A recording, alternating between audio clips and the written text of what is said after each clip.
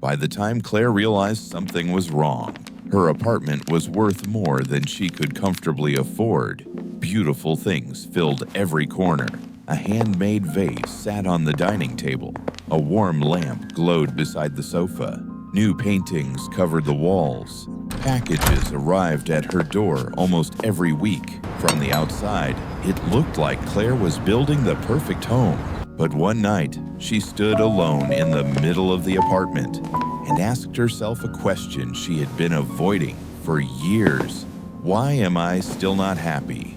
She had no answer. And then, while searching for something in the back of a closet, Claire found an old box she had not opened in years. What she discovered inside would finally force her to understand what all those purchases had really been about.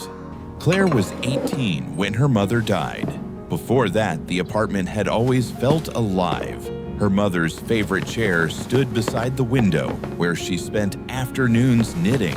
There were 2 bowls on the dining table, 2 cups beside the sink, and 2 coats hanging near the door. Her mother loved simple things.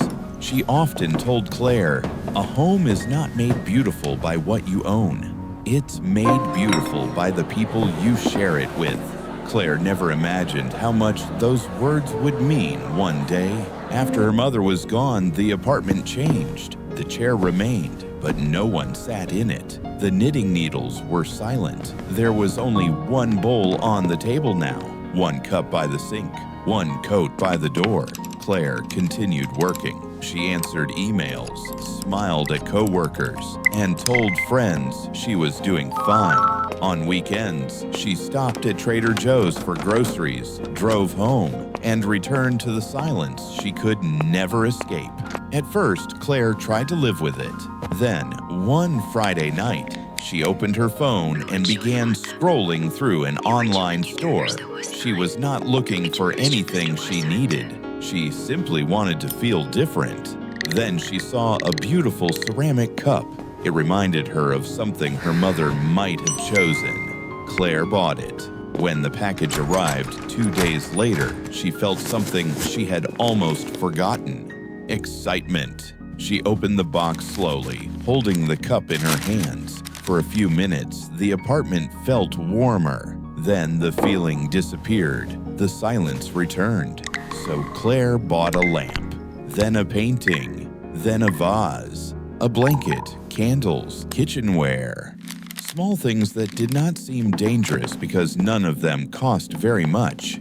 $25 here, $60 there, $100 for something that looked perfect in the moment. It's not that expensive, Claire would tell herself. And individually, she was right. But emotional spending rarely looks dangerous one purchase at a time. The real cost is hidden in the reason you keep buying. Every package gave Claire something to anticipate. The doorbell brought excitement. Opening the box gave her a few minutes of escape. But once the new object was put away, the feeling disappeared. Then she needed another purchase. Slowly, her apartment became crowded, her closets filled with things she barely remembered buying. Some boxes remained unopened. Her home was becoming fuller, but Claire was not. One afternoon, she finally opened her credit card statement. She stared at the number for a long time. Over the years, thousands of dollars had disappeared into purchases she no longer remembered. She had carried balances from month to month and paid interest on things that had once seemed important. Claire realized that she had not been spending money because she needed those things. She had been spending money because she needed to feel something. That realization frightened her. She began to understand that money can solve practical problems, but it cannot solve grief. A new lamp can brighten a room, but it cannot bring someone back. A beautiful vase can decorate a table, but it cannot make loneliness disappear. Claire had been using shopping as a way to avoid a feeling she did not know how to face. And every time the feeling returned, she reached for her wallet again. Then, One rainy Saturday morning, Claire decided to clean the apartment. She opened drawers, moved furniture, and sorted through old boxes. Behind a stack of things she had bought and forgotten, she found the box from years ago. She sat on the floor and opened it. Inside was a knitted scarf. Claire recognized it immediately. Her mother had made it for her. The scarf was not perfect. Some stitches were uneven. But Claire remembered those hands. She remembered sitting beside her mother while the knitting needles clicked softly.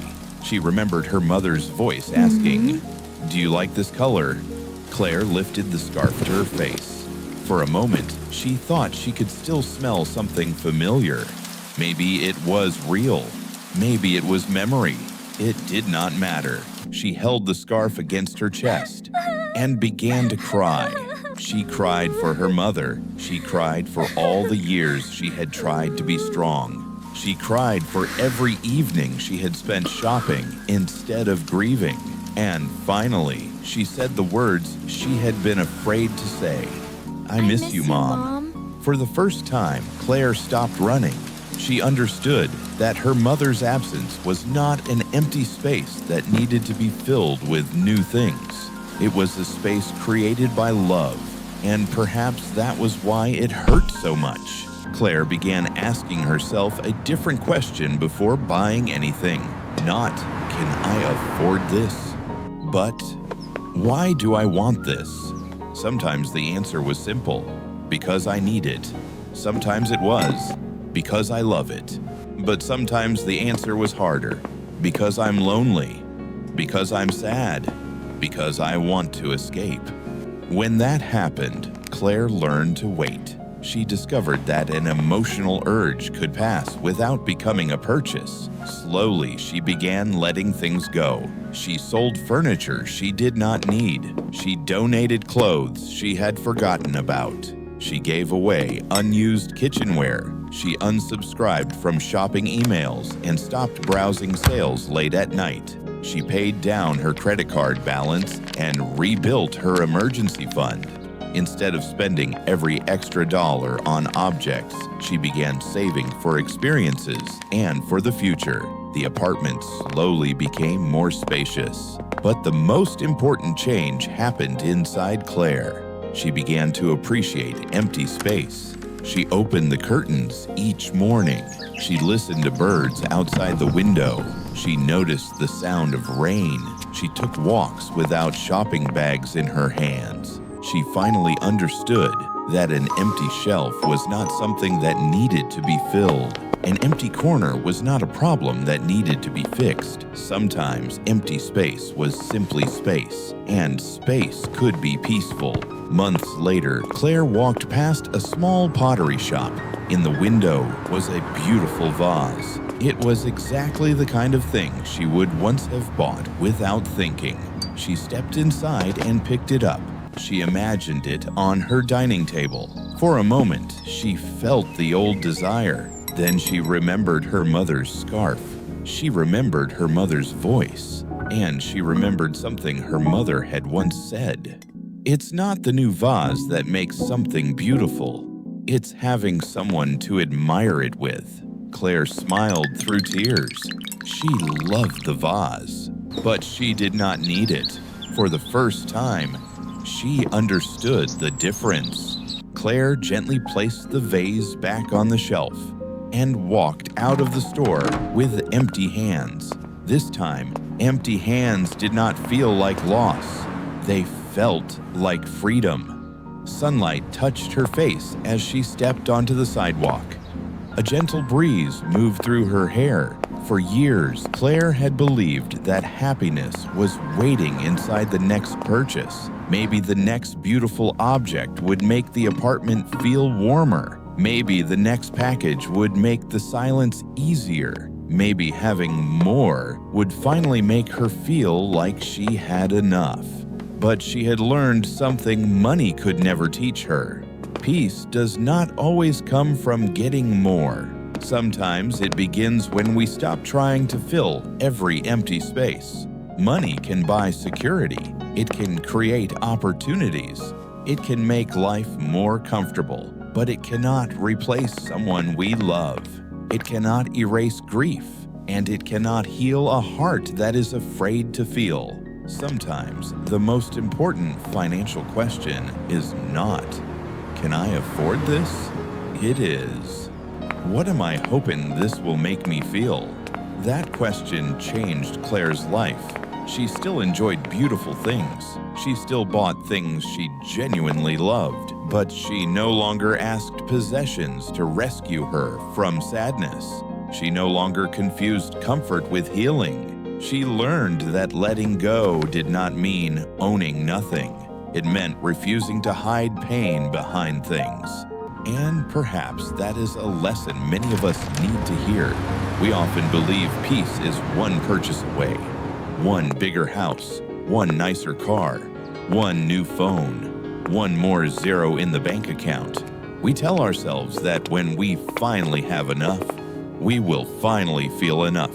But sometimes what we are really trying to buy is relief, a distraction from loneliness, an escape from grief, a temporary feeling that makes us forget what hurts. And when that feeling disappears, we reach for our wallets again. The cycle continues until one day we stop and ask why.